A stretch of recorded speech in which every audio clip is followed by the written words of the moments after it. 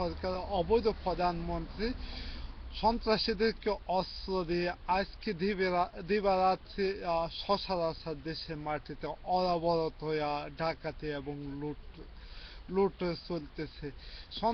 সন্ত্রাসী নিয়ে তারা তাদের গ্রুপে গ্রুপে রক্ত রক্ত নিতেছে, রক্ত কুত্থারা নিতেছে।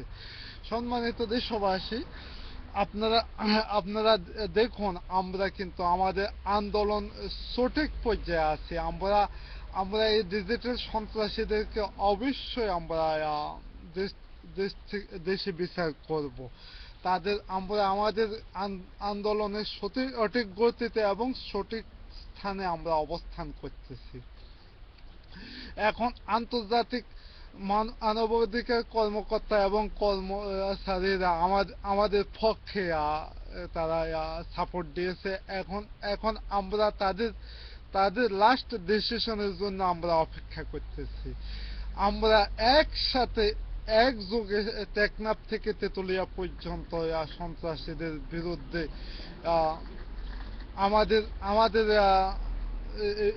বিচার অনুসারে, যারা যে অনুসারে পাপ করেছে তাদের বিচার আমরা করব বাংলাদেশ সন্ত্রাস দমন কমিটির মাঝে দিয়ে।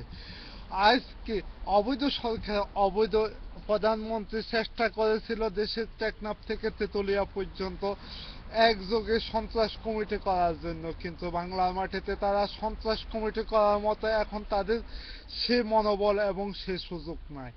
আজকে আজকে র্যাব, বিজিবি এবং বিএমজির কয়েকটা সদস্যবৃন্দু এবং কর্মকর্তারা বলেছে, এত এত লোক কোথায় পাচ্ছে 20 দলীয় জোট। এই কুত্তার বাচ্চারা, তোদেরকে আমি হুঁশিয়ার করে বলতে চাইছি, বাংলাদেশে কিন্তু প্রায় 15,98,00,000 জনগণের এবং জনগণের পক্ষে অবস্থান নিয়েছে, কিন্তু তোদের অবস্থা কিন্তু ভালো হবে না। তোদের তোদের তোদেরকে বিচারের কাঠগড়ে দাঁড়া করার জন্য আর বেশি সময় নয়, অল্প কয়েকদিন, হয়তো কয়েক ঘন্টা, কয়েক মাস না, কয়েকদিন, কয়েক ঘন্টা, কয়েক সেকেন্ড।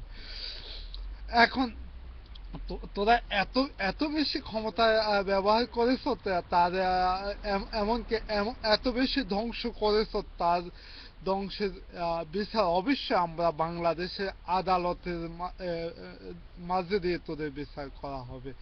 তোদের তোদের পাপ যতটুকু করেছ ওই হিসাবে তোদের খেসারত দিতে হবে।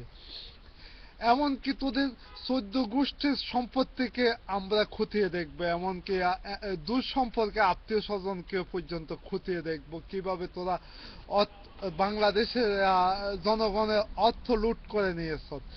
আজকে আজকে আজকে দেশের গাছগুলা কেটে আওয়ামী বাকশালেদের সন্ত্রাসী কাজে যোগান দেওয়ার জন্য অর্থ নিচ্ছে।